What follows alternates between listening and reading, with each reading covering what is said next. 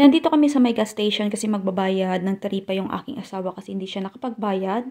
And also today kasi is pumunta rin kami sa aming OP. Hello mga langga, good afternoon. At nandito nga kami sa labas kahit hindi maganda yung panahon. And nag-chill-chill muna ako dito sa aking caramel.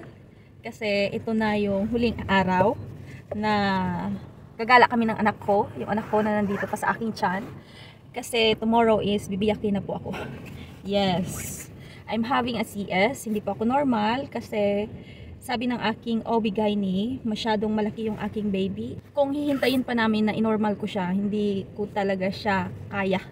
Baka daw maubusan lang ako ng tubig. Tomorrow is the final countdown na makikita na namin yung aming anak.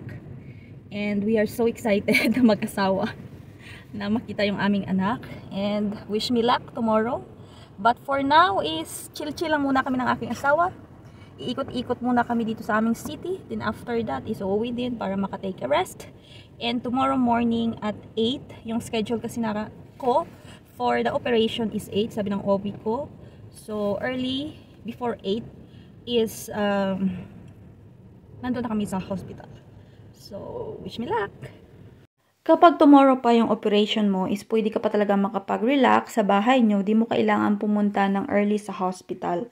Kung ano lang yung schedule mo na binigay ng iyong doktor, is tsaka ka lang pumunta doon. Ewan ko lang sa other city, kung same lang ba sila ng policy dito sa amin.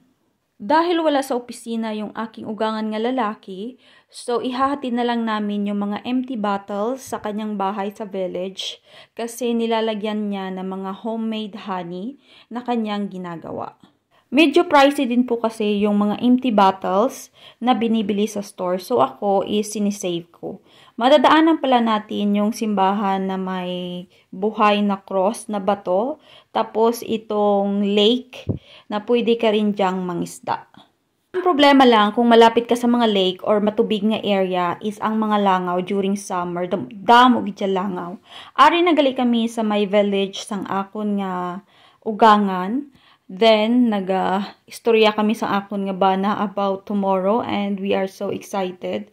Ginahulat lang namon ang iyang nga reply nga ibili namon diri ang botilya sa iyang nga balay. Yung nakikita nyong mga boxes is may laman niyang mga bubuyog at yan nga yung kanyang ginagawang homemade honey.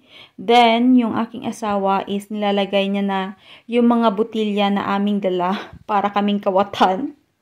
Pero sabi niya kasi is dyan namin ilalagay at kukunin niya na lang. Yung kanyang gate kasi is sarado and wala kaming susi. At ito na nga, pauwi na kami and excited na kami para sa ganap tomorrow. Thank you sa panonood!